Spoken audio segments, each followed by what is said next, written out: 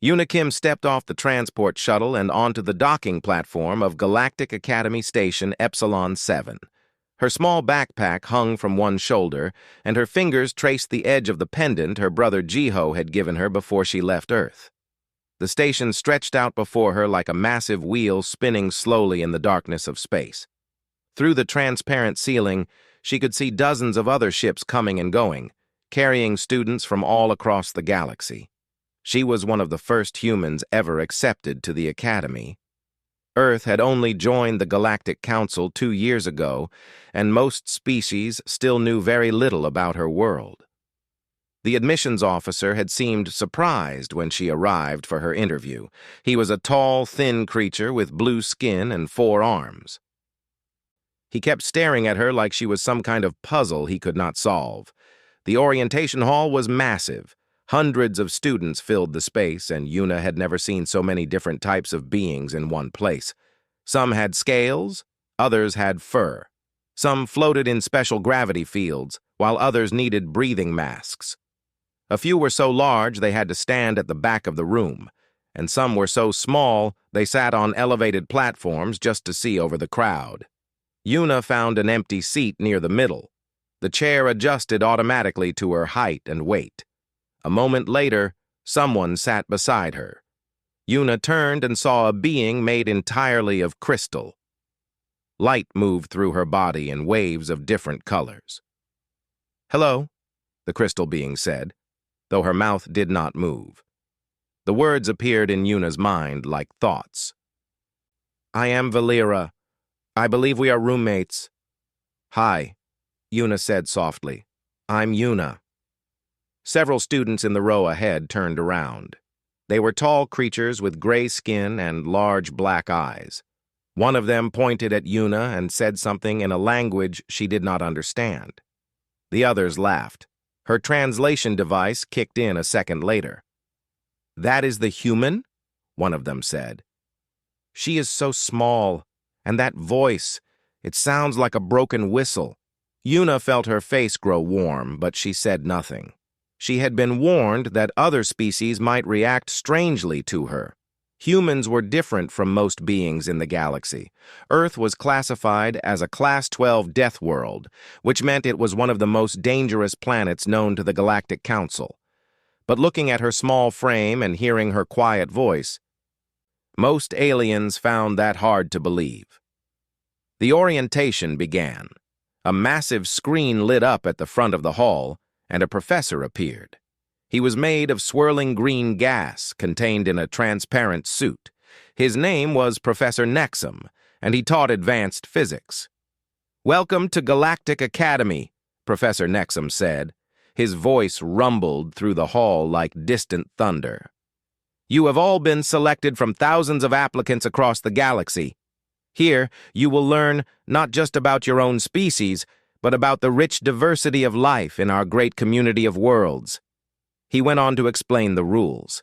Students were expected to attend all classes. They must respect the cultural practices of other species. And most importantly, they must never do anything that could endanger the station or other students. "This station is home to 47 different species," Professor Nexum continued. "We have carefully controlled the environment to keep everyone safe. The gravity is set to galactic standard. The air mixture is balanced for all known respiratory systems, and we have strict noise regulations. Some species have very sensitive hearing, so please keep all sounds to acceptable levels." Yuna made a mental note of that. She had read about the noise regulations in the information packet they sent her. Humans were naturally loud compared to most species. Even normal conversation could be uncomfortable for some aliens. She would need to be careful. After orientation, Valera showed Yuna to their room. It was small but comfortable, with 2 sleeping platforms and a shared study area. The walls were covered in soft padding, and everything had rounded edges. "Why is everything so soft?" Yuna asked. "Safety standards," Valera replied. Her colors shifted to a warm orange. "Most species are quite fragile compared to galactic baseline. The station must protect against accidental injuries." That night, Yuna lay on her sleeping platform and stared at the ceiling. She could hear sounds from other rooms, soft clicking from one side, a low humming from above. The station itself made gentle creaking noises as it rotated. To Yuna, everything seemed incredibly quiet. It reminded her of the library back home, where everyone whispered and walked carefully. She thought about Jaiho. He would be asleep now, back in their apartment in Seoul. She wondered what he was dreaming about. She wondered if he missed her as much as she missed him. The next morning, classes began.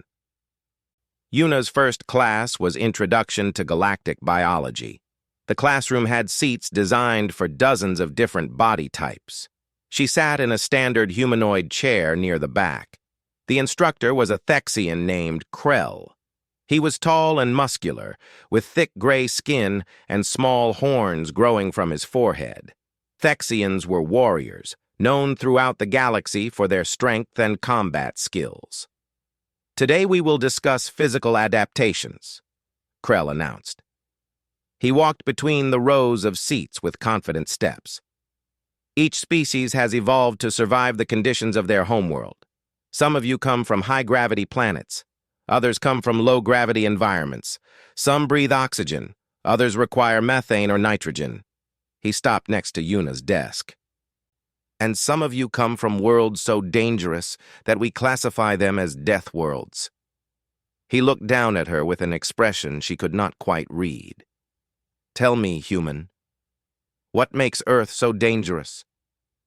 Yuna swallowed. Everyone in the class was staring at her. Well, she said quietly, we have strong gravity and lots of weather, storms and things. Someone in the front row laughed. Krell smiled. Storms? Many worlds have storms. Is that all? Yuna felt her face grow hot again.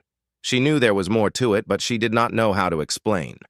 On Earth, everything just seemed normal. We also have many predators, she added. Large animals that hunt. Interesting, Krell said. He did not sound interested. He sounded amused. He walked back to the front of the class. We will learn more about all of your worlds in the coming weeks. For your first assignment, I want each of you to prepare a presentation about your home world's unique adaptations. Dismissed.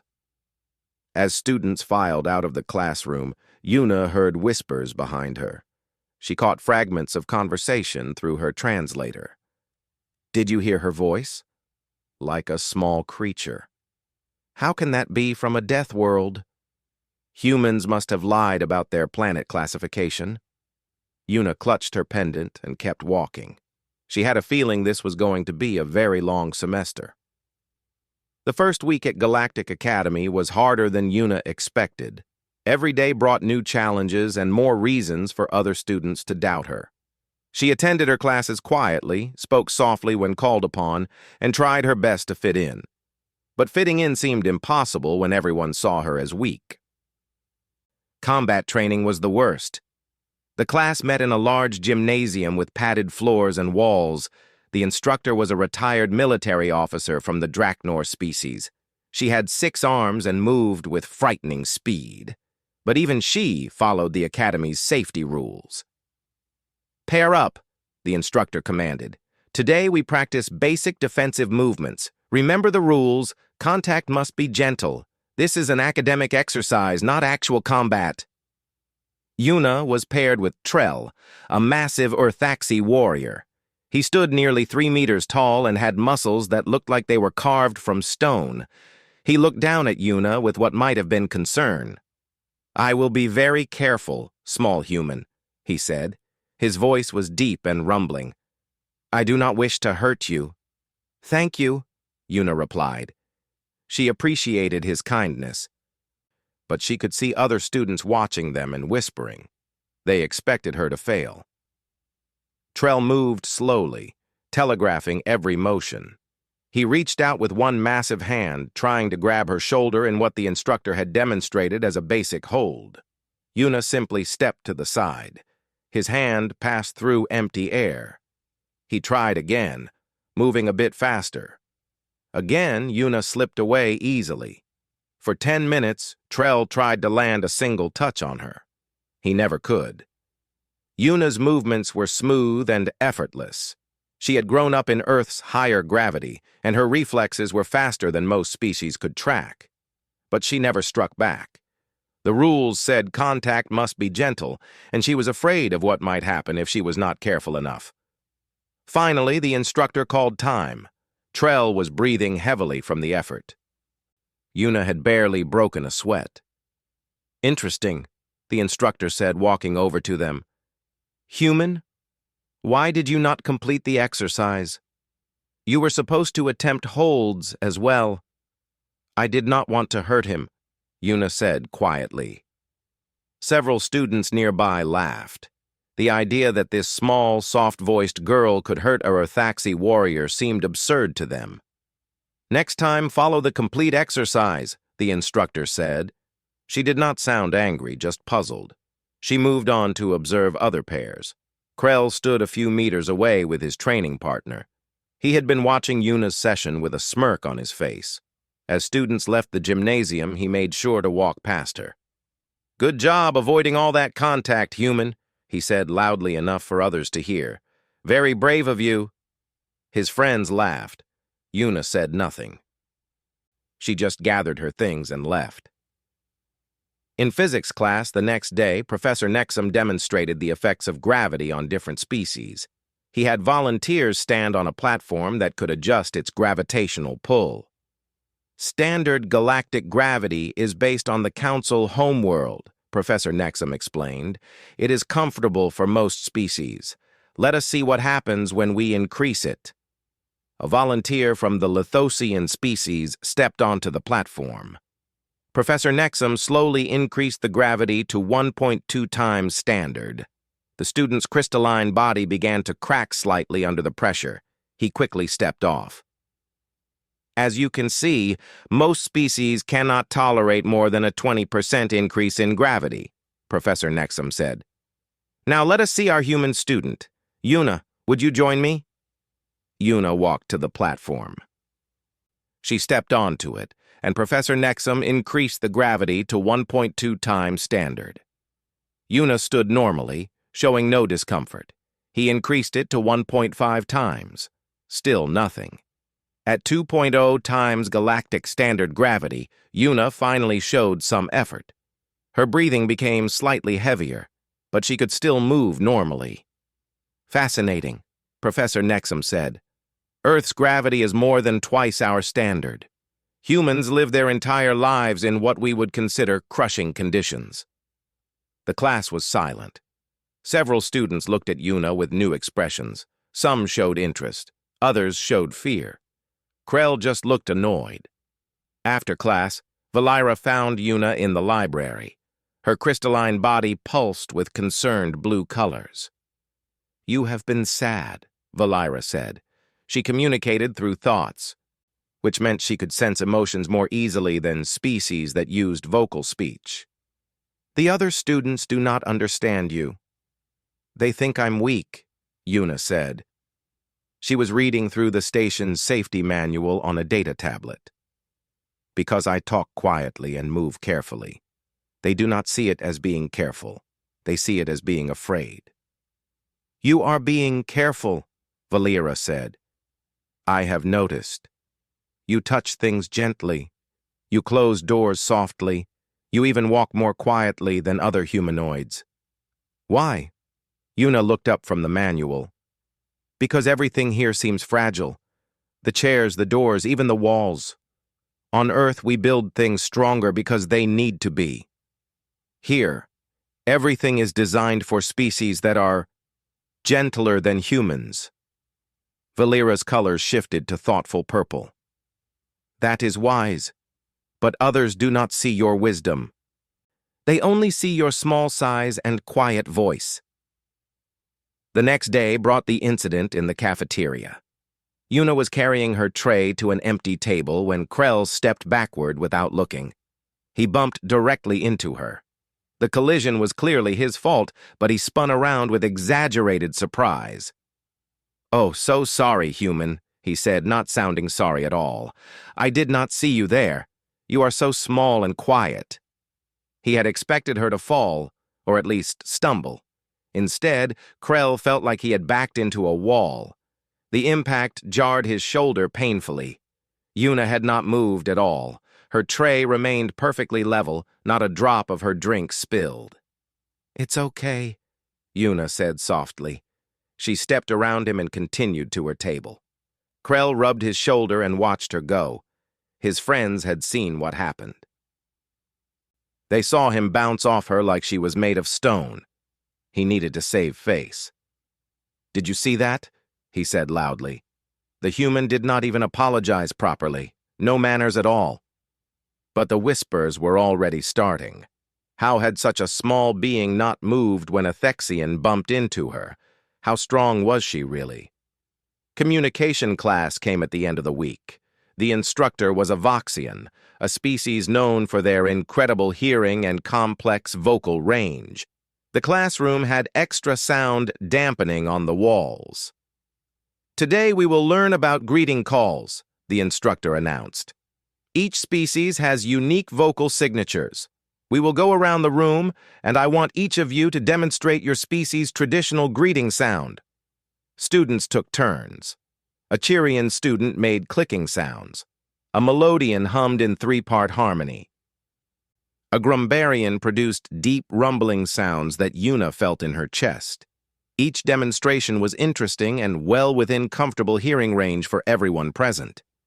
When it was Yuna's turn, she raised her hand politely. "Should I step outside for this?" she asked quietly. The instructor looked confused. "Why would you need to step outside?"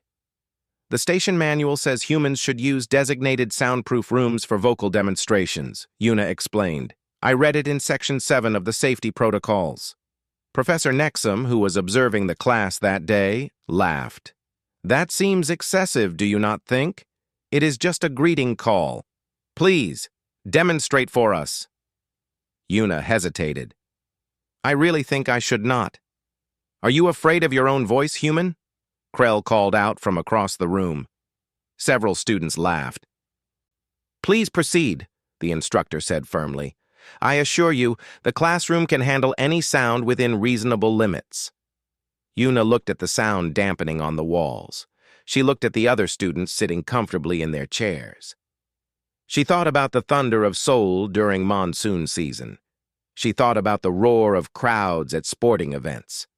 She thought about her mother calling her name from across a busy street. "I really should not," she said one more time. "Just do it!" someone shouted. Yuna closed her eyes and took a breath. She opened her mouth to speak, then stopped. She looked at the instructor with genuine concern in her eyes. "If I do this, people might get hurt," she said. The room erupted in laughter. The idea that a greeting call could hurt anyone seemed ridiculous. Even the instructor smiled. "I appreciate your caution," the instructor said. "But please, we are all waiting. Show us your species greeting." Krell stood up from his seat. "The mighty Death World human is afraid of her own voice," he announced dramatically. "This is the best proof yet that Earth lied about its classification. No Death World species would be this timid." Other students joined in the mockery. Yuna felt trapped. If she refused, they would never stop mocking her. If she demonstrated, people would get hurt. Either way, she lost. "Fine," she said quietly, "but everyone should hold on to something." Nobody took her seriously. They were all too busy laughing. News of the communication class incident spread quickly through the academy. Within hours, everyone had heard about the human girl who was too afraid to demonstrate her own greeting call. Krell made sure the story grew with each retelling. By evening, students were saying Yuna had nearly cried when asked to speak up. The next morning, Yuna found a message waiting on her data tablet. It was a formal announcement for an academy-wide assembly. The subject line read, "Celebration of Species Diversity." Students were encouraged to volunteer for a special demonstration program where they could show off unique abilities from their home worlds. It was meant to be educational and fun. Yuna knew immediately this was Krell's doing. She saw him in the cafeteria that morning, surrounded by friends and laughing. When he saw her, he made his way over to her table. "Did you see the announcement, human?" he asked. His tone was friendly, but his eyes were not. "I suggested to the administration that we should celebrate what makes each species special. I even volunteered to organize the demonstrations. I do hope you will participate." "I would rather not," Yuna said quietly. She was eating breakfast with Valira and Kix, a small Antarian scholar who had befriended them. Kix was one of the few students who never mocked her. "But you must," Krell insisted. "It would be rude not to. Everyone is so curious about humans, about Deathworlders. Surely you can show us something interesting?" He leaned closer. "Or is everything about your species a lie?" Other students at nearby tables were watching now. Yuna felt the pressure of their stares. Valira's crystalline body flashed angry red colors. "Leave her alone, Krell," Valira said. Her mental voice was sharp enough that even non-telepaths could feel it. "I am just extending a friendly invitation," Krell said, raising his hands innocently. "The demonstration is in 3 days, the main auditorium. I do hope to see you there, Yuna. It would be very disappointing if the only human at our academy was too shy to participate." He walked away, and the cafeteria slowly returned to normal conversations. But Yuna knew she had been backed into a corner. If she refused now, after such a public challenge, the mockery would never end. But if she participated, she would have to be extremely careful. That night, Yuna used the quantum communication system to call home. The connection took a few minutes to establish, crossing the vast distance between the Academy station and Earth. When the screen finally lit up, she saw her brother Jiho sitting in their apartment. It was morning in Seoul, and he was drinking coffee. "Yuna," he said, his face breaking into a smile, "how is Fancy Space School?" Despite everything, Yuna smiled back. Seeing Jiho made her feel better immediately. "It's complicated," she said. She explained the situation, how other students thought she was weak, and how Krell had challenged her to demonstrate something in front of the whole academy. Jiho listened carefully. When she finished, he was quiet for a moment. Then he said, "Nuna, do you remember when I was little and I asked why buildings in Seoul have flexible joints?" "To handle earthquakes," Yuna said, "and typhoons and monsoon floods." "Right," Jiho said, "because Earth moves. It shakes and storms and changes, and we built our cities to bend with it. But these aliens, their worlds do not move like ours does. They do not shake. So they build things rigid because that is all they need." He took a sip of coffee. "Show them why we build our cities to flex. They will understand then." "But someone might get hurt," Yuna said. "Then warn them," Jiho replied. "Warn them properly. If they do not listen, that is their choice. You cannot live your whole life being afraid to be yourself. That is no way to live." They talked for a while longer, about home and family and small things that made Yuna miss Earth even more. When the call ended, she sat in the quiet of her room and thought about what to do. The next 2 days passed slowly. Yuna attended classes and avoided Krell's group as much as possible. She spent hours in the library, reviewing Academy safety protocols and station structural specifications. What she found both reassured and worried her. The auditorium where the demonstration would take place was built to galactic standards. Its structural integrity was rated for standard pressure variations. The seats were designed to hold students comfortably. The magnetic desk locks were strong enough to keep things secure during the station's rotation. Everything was built to be safe and stable for typical Academy use. But typical Academy use did not include humans doing human things. Valira found her on the evening before the demonstration. Yuna was sitting in the observation deck, watching the stars turn slowly outside the transparent walls. "You are going to do it," Valira said. It was not a question. I can feel your determination. I have to, Yuna said. If I do not, they will never stop. They will think humans are weak, and every human who comes after me will face the same treatment. I searched the station database, Valira said. Her colors shifted to worried yellow. The auditorium's structural ratings are designed for species much quieter than humans. Even a normal human speaking voice is above what most species consider loud. I know, Yuna said. I am going to warn them. I am going to warn them several times. If they do not listen, that is their choice. You sound like you are preparing for battle, Valira observed. Yuna touched the pendant from Jiho. Maybe I am. Not a violent battle, but a battle to prove something, to show that being careful and being strong are not opposites, that quiet can be a choice, not a weakness. The day of the demonstration arrived. The main auditorium was massive, large enough to hold more than 800 students and faculty. Seats rose in curved rows, each level higher than the last. The stage at the bottom had enough space for large demonstrations. Screens hung from the ceiling so everyone could see clearly. Yuna arrived early and sat in the back with Valira and Kix. She watched as other students filed in, chatting excitedly about the upcoming presentations. The energy in the room was festive. This was meant to be fun. Professor Nexum floated onto the stage, his gaseous form swirling in his containment suit. Welcome, everyone. Today we celebrate the wonderful diversity of our galactic community. Several students have volunteered to demonstrate unique abilities from their homeworlds. Let us begin. Krell went first, of course.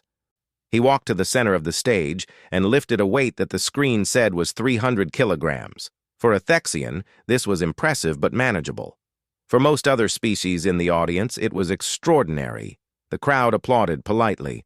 A Chlorian student demonstrated bioluminescent communication, her body flashing complex patterns of light that told a story without words. It was beautiful, and the audience appreciated it more enthusiastically. Valira performed next. She moved to the stage and began to refract light through her crystalline body, creating rainbows that danced across the walls and ceiling. The effect was stunning. Students gasped and pointed as colors swirled around the auditorium like living things. Other demonstrations followed. A graviton student showed how his species could manipulate small objects with focused gravity fields. A Thermalian demonstrated how she could change her body temperature enough to boil water by touch. Each presentation received applause and appreciation. Finally, Professor Nexum called Yuna's name. The auditorium went quiet. Students leaned forward in their seats. They had all heard about the communication class incident. They were curious what the supposedly weak human would do. Yuna walked down the stairs to the stage. Her footsteps were quiet. Her expression was calm. When she reached the center, she turned to face the audience. 800 pairs of eyes watched her, some curious, some skeptical. Krell sat in the third row with his arms crossed and a smug expression on his face. Before I begin, Yuna said, her voice barely above a whisper but clear in the auditorium's good acoustics, I need everyone to hold on to their seats or desks. Please brace yourselves. Nobody moved. A few students chuckled. Professor Nexum floated nearby, looking amused. I am serious, Yuna said. Please hold on to something. What I am about to do is normal for humans, but it might be dangerous here. Just get on with it, Krell called out. More laughter. Yuna looked around the auditorium one more time. She saw the rigid seats, the locked desks, the transparent walls designed to withstand the gentle pressures of space, but not built for death world conditions. She took a deep breath. Please, she said one last time, hold on to something. The laughter grew louder. Someone shouted, Show us what Deathworlders can do. Yuna closed her eyes. She thought about home. About the thunder that shook windows during summer storms, about the crowds at Seoul Stadium cheering for their team, about Jiho laughing at something funny, about her mother calling everyone to dinner across their noisy apartment. She opened her eyes.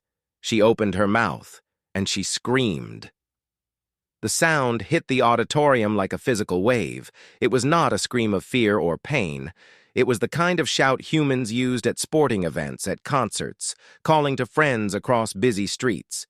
To Yuna, it was just a loud voice. To everyone else, it was something else entirely. The effect was immediate and catastrophic. In the first 3 rows, desk after desk exploded open. The magnetic locks that held them closed could not withstand the vibration. Contents spilled everywhere as pieces of the desks broke apart and scattered across the floor. Students sitting at those desks were thrown backward as if pushed by invisible hands. The transparent windows along the auditorium walls cracked in spiderweb patterns. The sound pressure hit them like a hammer, and the material that was designed to hold against the vacuum of space could not handle the acoustic force traveling through the station's atmosphere. Across the auditorium, students collapsed. Beings with sensitive hearing organs clutched their heads in pain. A Chirian student's antennae shattered. A Voxian professor fell from his seat, both ear membranes ruptured. Even species with more durable hearing systems felt their heads ring with pain. Emergency alarms began blaring. The station's hull sensors detected what they thought was a structural breach. Red lights flashed throughout the auditorium. Emergency force fields activated automatically, creating barriers that shimmered in the air. The safety systems thought something had hit the station from outside. Krell, sitting in the 3rd row, had the worst of it. His desk exploded directly in front of him. Pieces of it hit him in the chest with enough force to crack 3 of his ribs. He was thrown backward out of his seat, hitting the row behind him before sliding to the floor. His ears were ringing so badly he could not hear anything except a high-pitched whine. And through it all, Yuna stood on the stage, hands now covering her mouth in horror. She had stopped shouting after just 2 seconds, but those 2 seconds had been enough.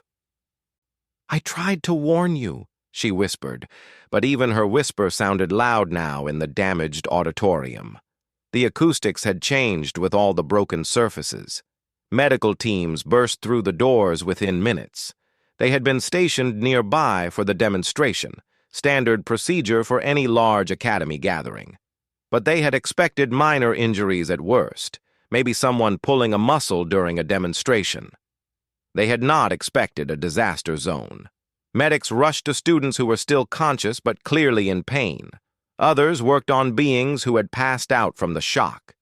The head medical officer, a Verdanian with 6 eyes and multiple arms, moved through the chaos with practiced efficiency.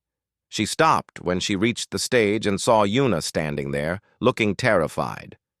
"What happened?" the medical officer demanded. "What hit this station?" "I did," Yuna said quietly. Tears were running down her face now. "I warned them. I tried to warn them." Professor Nexum reformed his gaseous body. He had dispersed into a protective barrier instinctively when the sound hit, saving several students near him from worse injury. Now he pulled himself back together and floated to the stage. "What was that?" he asked. His voice was shaking slightly. "What did you do?" "I just yelled," Yuna said. "Like you asked. That was just a yell, not even a full-volume one. I was being careful." Station security arrived next, rushing in with weapons drawn. They thought the station was under attack. The captain of the guard was a Draknor veteran with cybernetic enhancements. She took in the scene quickly, her training helping her assess the situation. "Secure the perimeter," she ordered her team. "Get me a damage report, and someone tell me what in the void happened here." It took an hour to get everyone stabilized. 47 students had burst eardrums or equivalent hearing organ damage. 32 more had minor injuries from flying desk debris. Krell was taken to medical with his broken ribs. Dozens of others were treated for shock and disorientation. The auditorium was cleared except for senior faculty, security, and Yuna. She sat on the stage steps, Valira beside her providing silent support through comforting colored lights. Kix stood nearby, looking worried. An emergency meeting of the Academy Council was called. They gathered in the damaged auditorium to review what had happened. The council consisted of representatives from 12 different species, all of them senior academics with decades of experience, but none of them had ever dealt with anything like this. "Play the recording," the council head said. She was a Methodian, known for their logical minds and calm demeanor. The security team played the auditorium's surveillance footage. Everyone watched as Yuna stood on stage, warning the audience 3 separate times to brace themselves. They watched as students laughed. They watched as she finally opened her mouth and sound poured out. The recording devices had not been designed to capture sounds that loud. The audio track distorted and peaked, unable to properly record what happened. But the visual was clear enough. They could see the shock wave of pressure moving through the air, see desks exploding, see students falling. "Enhance the audio analysis," the council head ordered. "I want to know exactly what we are dealing with." A technician brought up detailed measurements. "The peak sound pressure level was approximately 128 decibels, he reported. The duration was 2.3 seconds. Several council members gasped. 128 decibels was well beyond what most species could safely tolerate. For many beings in that auditorium, it was literally painful. "And she said this was not her full volume?" Professor Nexum asked quietly. "That is what she said," the security captain confirmed. "She said she was being careful." The council head looked at Yuna, who was still sitting on the stage steps. "Bring up Earth's classification file," she ordered. The file appeared on the screens. Everyone read through it, details they had not paid careful attention to before. Earth was a Class 12 death world. Gravity was 2.3 times galactic standard. Atmospheric pressure was higher than most species used. Weather patterns included regular storms with thunder that reached 120 decibels. The native dominant species, humans, had evolved to communicate in these conditions. "Their whole species evolved in constant noise," someone whispered. "Thunder, storms, predators. They needed to be heard over all of it." Another file was opened, this one showing normal Earth environments.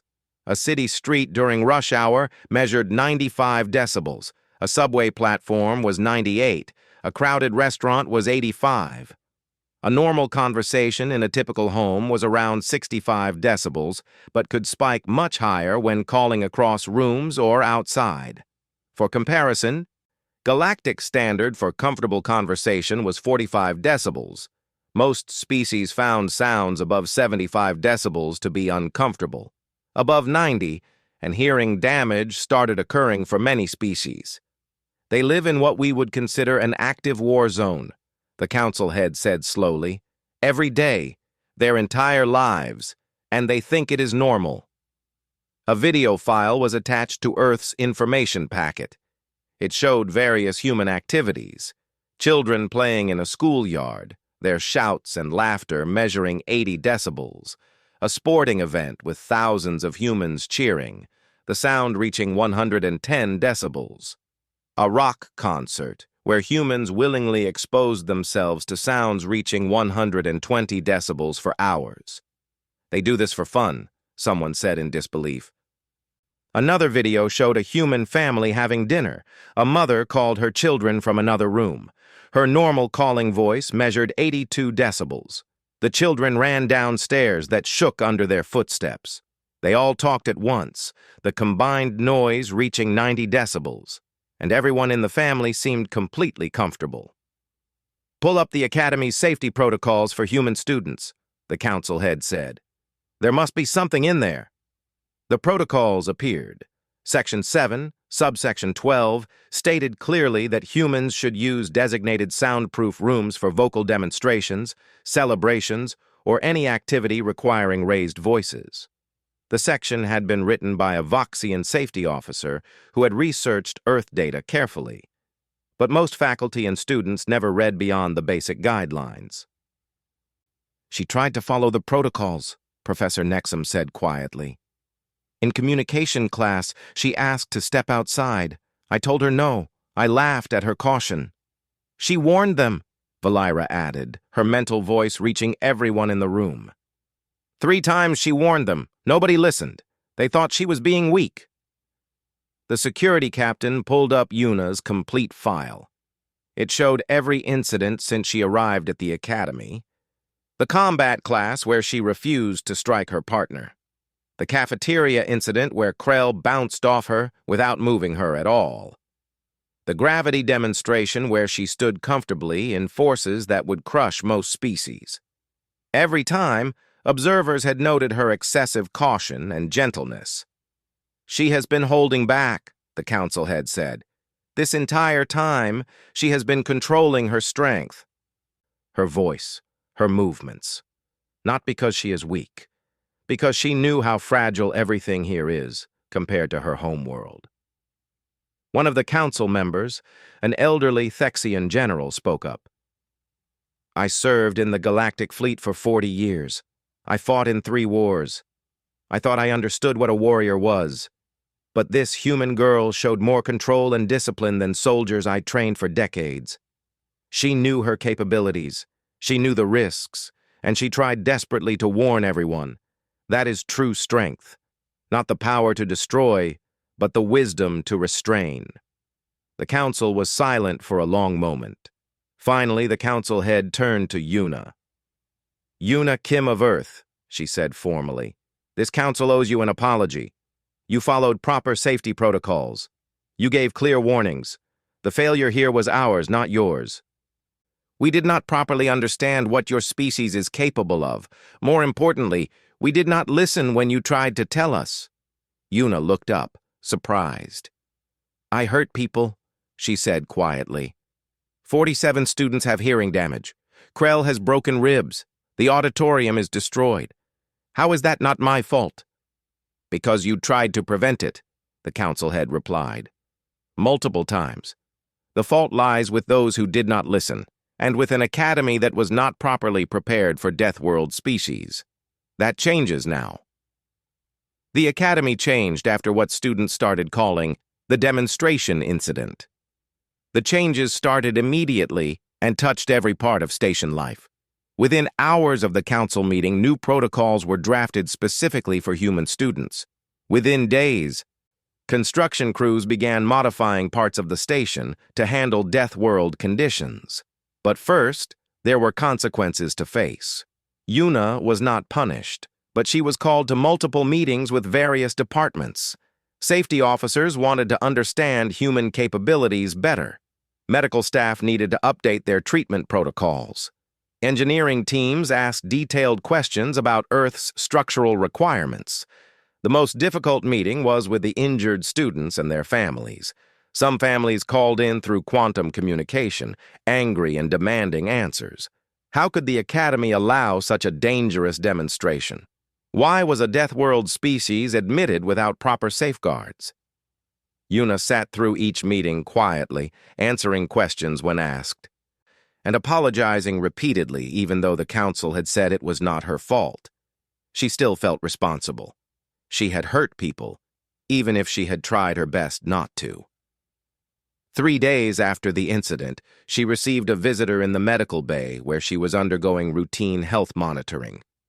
The doctors wanted to establish baseline measurements for human physiology. When she looked up, she was surprised to see Krell standing in the doorway. The Thexian warrior looked different. His chest was wrapped in healing bandages, and he moved carefully to avoid putting pressure on his broken ribs. But more than his physical injuries, something in his expression had changed. The arrogance was gone. In its place was something that looked like respect. "May I come in?" he asked. Yuna nodded. "I am so sorry about your ribs." Krell waved away her apology with one hand. "Do not be. I deserved what happened." He sat down carefully in a chair across from her. "I came to apologize. I pushed you. I mocked you. I did not listen when you warned us. Everything that happened was because of my pride." "You did not know," Yuna said quietly. "I should have known," Krell replied. "The information was available. I just did not want to believe it." Earth is classified as a Class 12 death world. That classification is not given lightly, but when I saw how small you were, how softly you spoke, I decided the classification must be a mistake. I thought humans had lied to seem more impressive. He shifted in his chair, wincing slightly. Then I felt what it was like to be hit by a human voice. I have been in combat. I have fought warriors from a dozen species. That sound wave hit me harder than any punch I have ever taken. It was just a yell, Yuna said. Not even a loud one by human standards. That is what terrifies me, Krell said honestly. In combat class, when you refused to strike back. You were not afraid of hurting yourself. You were afraid of hurting me. That Urthaxi warrior who could not touch you. You could have broken him without effort, could you not? Yuna hesitated, then nodded. Probably, but I did not want to. The rules said to be gentle. And the cafeteria when I bumped into you? I just stood still, Yuna said. That is all. I felt like I hit a wall, Krell said. My shoulder was bruised for 3 days. He laughed quietly, then winced because it hurt his ribs. You have been holding back this entire time, being careful with everything and everyone around you. I thought you were weak, but you might be the strongest person at this academy. Not because of your physical power, but because you have the discipline to control it. They talked for a while longer. Krell told her about Thexian warrior culture, how strength was valued above all else, and how his mockery had been his way of testing her. He had expected her to fight back, to prove herself through aggression. He had not understood that her restraint was itself a form of proof. When he left, Yuna felt a weight lift from her shoulders. She had not realized how much his hostility had been affecting her until it was gone. The new protocols came into effect the following week. All human students were issued vocal inhibitors, small devices that clipped to their clothing and created a sound-dampening field around them. When activated, the devices would automatically reduce any sound they made to safe levels for nearby species. Special soundproof rooms were designated throughout the station for Earth-normal activities.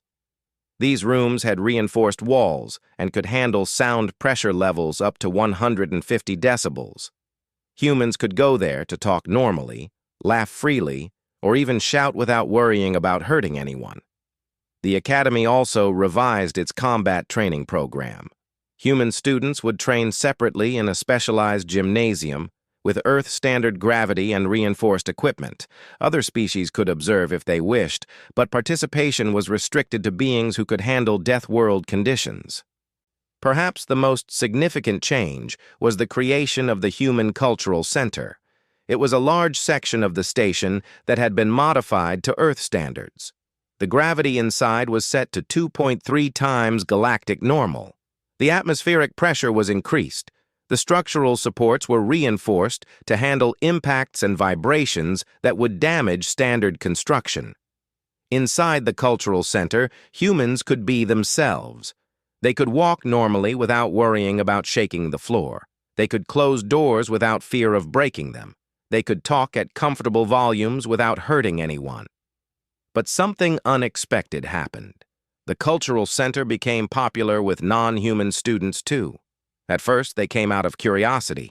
What was it like inside a death world environment?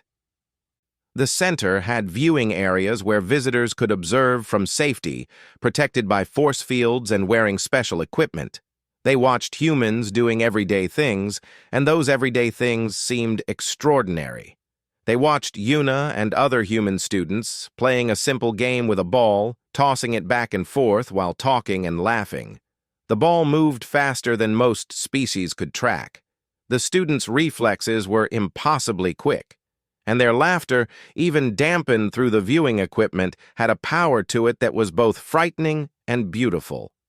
They watched humans eating together, and the sound of normal dinner conversation was like standing near machinery. Forks hitting plates sounded like metal on metal.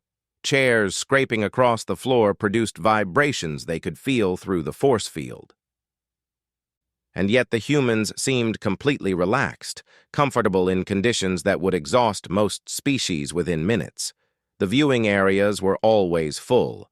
Students came between classes to watch. Professors brought their classes for educational purposes. Even the council members visited occasionally. Understanding humans required seeing them in their natural element, and the cultural center provided that window. 2 months after the incident, Yuna received a message from Jiho. He had been accepted to the academy for the following semester. He would be joining her along with 12 other human students. Earth's presence at the academy was growing. "Are you sure you want to come?" Yuna asked during their quantum call. "After everything that happened?" "Because of everything that happened," Jiho replied. "You changed things there, Nuna. You made them understand. Now they are ready for more of us. Besides, someone needs to keep you company in that cultural center." The semester continued. Yuna's classes went well, though she still attended them wearing her vocal inhibitor and moving carefully through standard station areas. But she no longer felt like she had to hide. Students knew what she was capable of now. They understood that her gentleness was a choice, not a weakness. Professor Nexum asked her to give a guest lecture in his xenobiology class. She talked about Earth, about its storms and earthquakes and dangerous wildlife. She explained how humans had adapted to thrive in such conditions. The students listened with fascination instead of skepticism. In combat class, the instructor invited other students to observe human training sessions through the viewing windows. They watched Yuna and 2 other human students practice martial arts at full speed and strength. The movements were fast and powerful, and the impacts when they connected shook the reinforced walls. Students watching from outside were amazed and terrified in equal measure. Valera remained Yuna's closest friend. The Lithosian had stood by her through everything, and their bond deepened. Kix became part of their group too, along with several other students who had overcome their initial fear to get to know Yuna as a person. Even Krell became something like a friend. He still challenged her sometimes, but now it came from respect rather than mockery.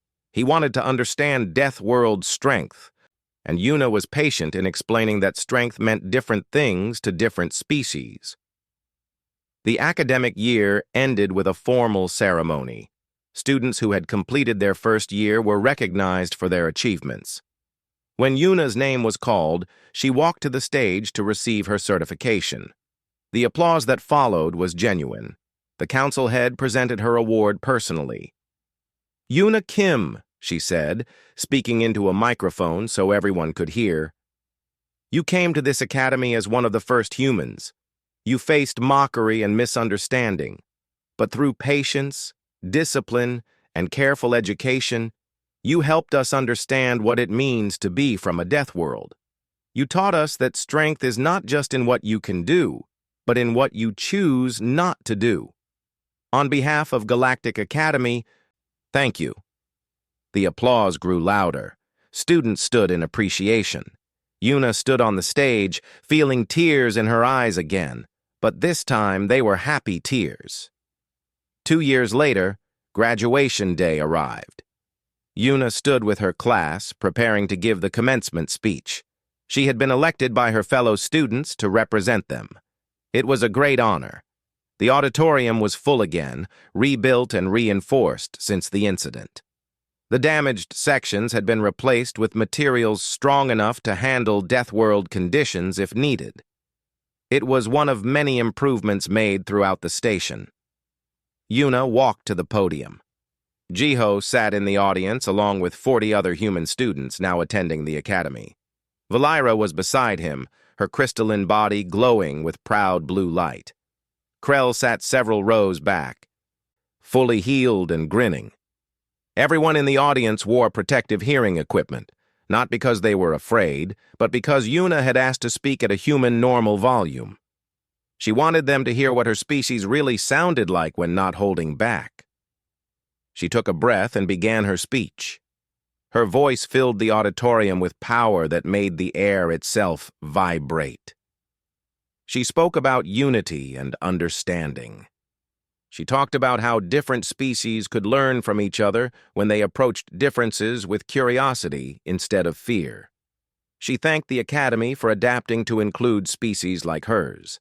She thanked her fellow students for giving humans a chance despite rocky beginnings. And she talked about the future, about how the galaxy would only grow stronger as more diverse species joined the community. When she finished, the applause was deafening, even through protective equipment.